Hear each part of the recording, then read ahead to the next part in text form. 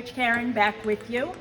We covered the fundamentals of kicking up into a handstand the last time. Now we're going to take that a step further as you transition towards trying to do handstand push-ups, some of those fundamentals.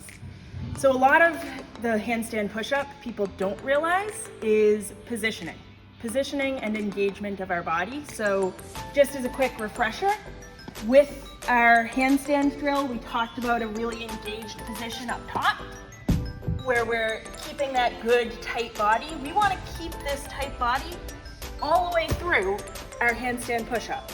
So as we think about this handstand push-up, biggest thing is going to be where our hands are in relation to our head.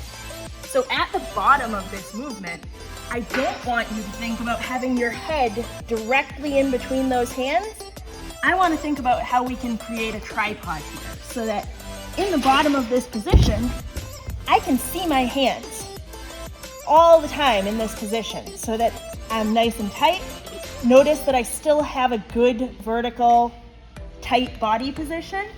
Even as I start to bring my legs down, if I'm kipping, my butt is against the wall, but I'm still very engaged through my arms. I'm pressing into that floor, and I'm keeping that nice straight back position.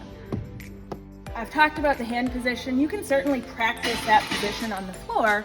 One thing that I do want to say is coming down from that handstand until you feel very confident in your strength with that press out and all the way through that press movement.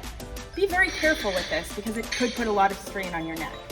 So going from the top of this movement, we want to focus on that positioning that we're trying to get to, which is having our head so that we can see those hands. So we're coming down, we're tucking those elbows in, we're getting into this position. Now, you could certainly do a stick press from here, or if you're working on that hip, we're coming here, we're putting our butt against the wall, bringing those knees down so that we close that hip, so that then we can get that power as we press up. In that bottom position, if we're kipping, we're thinking about tucking our knees.